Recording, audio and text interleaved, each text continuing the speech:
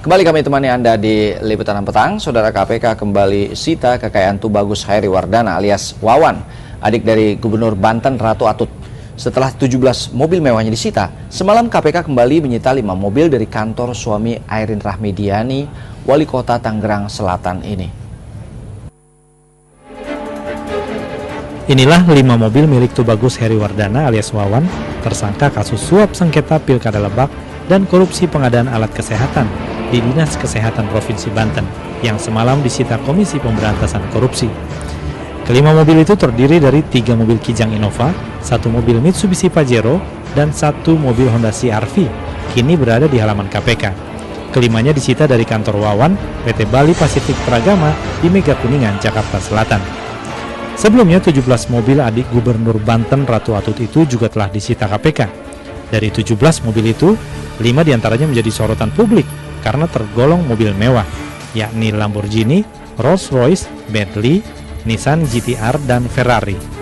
Aset-aset suami Airin Rahmidiani yang tak lain Wali Kota Tangerang Selatan itu memang mulai dipreteli satu persatu oleh KPK.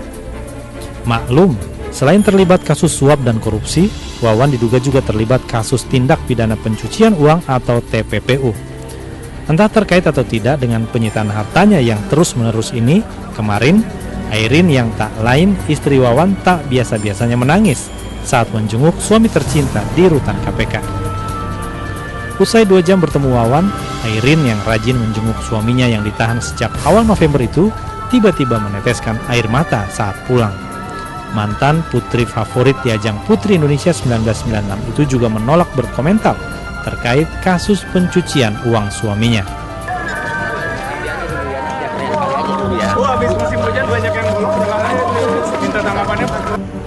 Setidaknya dari 2 kali penyitaan saja, KPK sudah mendapatkan 22 mobil milik Wawan yang kini makin memenuhi tempat parkir KPK.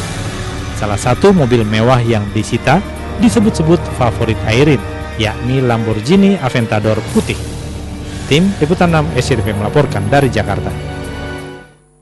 Beralih ke informasi lain, saudara, menyusul kematian beruntun koleksi satwa di Kebun Binatang Surabaya, pengelola akan melakukan evaluasi metode monitoring kesehatan satwa bekerja sama dengan Universitas Airlangga.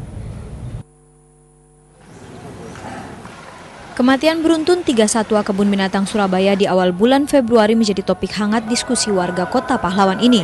Namun hasil otopsi kematian koleksi satwa yaitu komodo, rusa, dan kijang belum diketahui kecuali hasil otopsi luar.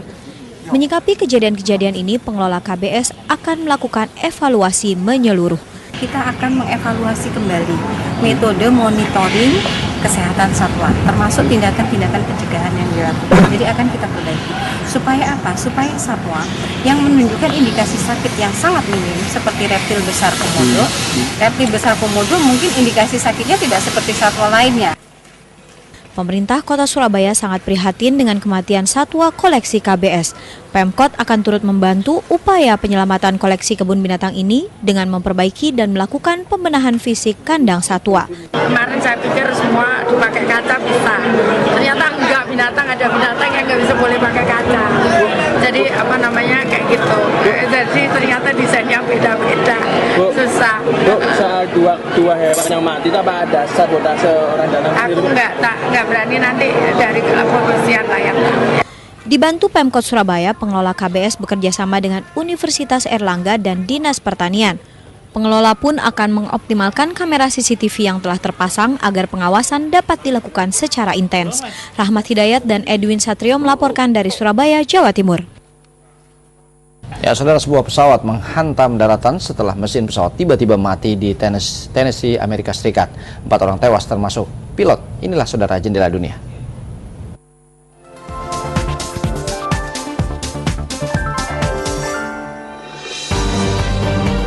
Sebuah pesawat mengalami kecelakaan di wilayah Tennessee, Amerika Serikat. Insiden ini menewaskan 4 penumpang termasuk pilot.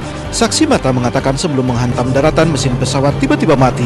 Pilot berusaha menjauhkan pesawat dari lokasi di mana anak-anak sedang bermain. Otoritas setempat belum dapat memastikan penyebab jatuhnya pesawat. Akhir pekan lalu, warga kota Frankfurt menyaksikan peristiwa yang menegangkan. Sebuah gedung setinggi 116 meter yang tak lagi digunakan diruntuhkan dengan menggunakan 950 kg bahan peledak. Gedung ini menjadi gedung tertinggi yang pernah diledakkan di benua Eropa. Sementara di Amerika Serikat, Stadion Minnesota diruntuhkan hari Senin waktu setempat. Dengan menggunakan bahan peledak, bangunan ini diruntuhkan secara perlahan. Rencananya, stadion ini akan diganti dengan stadion baru senilai miliaran dolar Amerika. Sebagian warga Slovenia harus merasakan hidup tanpa aliran listrik. Cuaca dingin yang ekstrim menghambat aktivitas warga. Tak hanya itu, beberapa tiang listrik roboh dan jalanan sebagian besar tertutup salju. Akibat cuaca ekstrim ini, lebih dari 40% sekolah ditutup.